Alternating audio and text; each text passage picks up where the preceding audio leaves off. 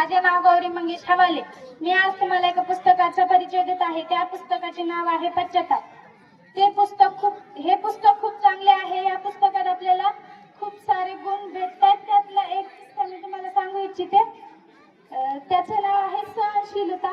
जेव्हा स्वामी विवेकानंद शिकागोच्या धर्मसभेमध्ये बोलण्यासाठी आमंत्रित केले होते, तिथे जाण्यापूर्वी स्वामीजी हे त्यांच्या गुरुमाता रामकृष्ण परमहंसाच्या पत्नी माता शारदा यांना भेटून त्यांचा आशीर्वाद घ्यायला गेले।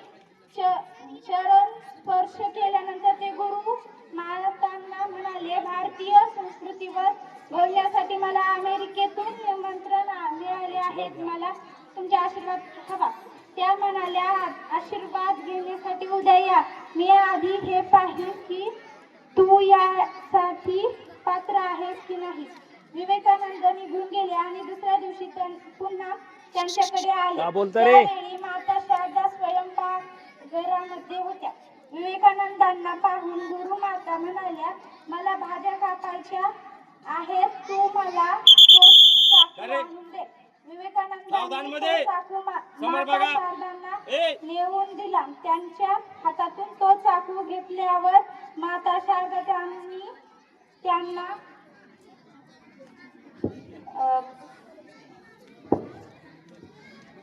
बऱ्याच हिताच्या गोष्टी सांगितल्या आणि म्हणाल्या, माझा आशीर्वाद तुझ्या सोबत आहे। स्वामीजींना हा संपूर्ण घटनाक्रम नीट समजला नाही, म्हणून त्यांनी विचारले की मला तो चाकू आणून देण्यास का सांगितलं। त्यावर माता शारदा म्हणाल्या, तुझी परीक्षा पाहण्यासाठी मला चूक देताना त्याचा धारदार भाग तू आपल्या बाजूला ठेवलास आणि माझ्याकडे दिलास। खरा संत तोच आहे जो संकटग्रस्त लोकांची संकटे दूर करून त्यांच्या कल्याणासाठी झटतो। तात्पर्य, स्वतः हालापेष्टा सोसूनही इतरांना दुःख निवारण करण्याचा प्रयत्न करणारा खरा संत असतो। मस्त मस्त।